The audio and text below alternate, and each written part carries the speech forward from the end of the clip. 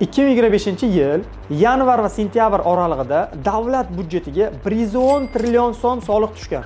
Keling, mana shu soliqlar aynan qaysi soliq turidan kelib tushgani va bu ko'rsatkichlar o'tgan yilga nisbatan qancha o'sganini birgalikda ko'rib chiqamiz. 5-o'rinni aksiz solig'i egalladi. Soliq budjetiga aksiz solig'idan 14,4 trillion so'm soliq tushumi bo'lgan. Bu o'tgan yilga nisbatan 14% ga ko'p degani va aksiz solig'i, demak, spirtli ichimliklar, sigaret, benzin va aksessuarlanadigan tovarlardan kelib tushadigan soliq hisoblanadi. 4-o'rinni yer qa'ridan foydalanganlik uchun resurs solig'i egalladi. Davlat tushumi 16 trillion so'mni tashkil qiladi. Bu o'tgan yilga nisbatan 24% ga ko'p degani. Ya'ni resurs solig'i bu o'sha tabiiy yer qa'ridan foydalanganligi uchun to'lanadigan soliq turi hisoblanadi. 3-o'rinni jismoniy shaxslardan olinadigan daromad solig'i egalladi. Demak, soliq tushumi 30,3 trillion tashkil qiladi. Bu ko'rsatkich o'tgan yilga nisbatan 19% ga ko'p va bu o'sha xodimlar ish haqisidan undiriladigan soliq hisoblanadi.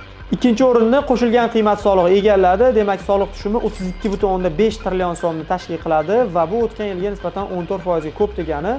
Qo'shilgan qiymat solig'i, demak, iste'molga asoslangan soliq hisoblanadi. Va nihoyat 1-o'rinni foyda solig'i egalladi. Soliq tushumi 35,4 trillion so'mni tashkil qiladi. Bu ko'rsatkich o'tgan yilga nisbatan 24% ga ko'p va bu o'sha korxonalarning foydasidan kelib chiqib to'lanadigan soliq hisoblanadi.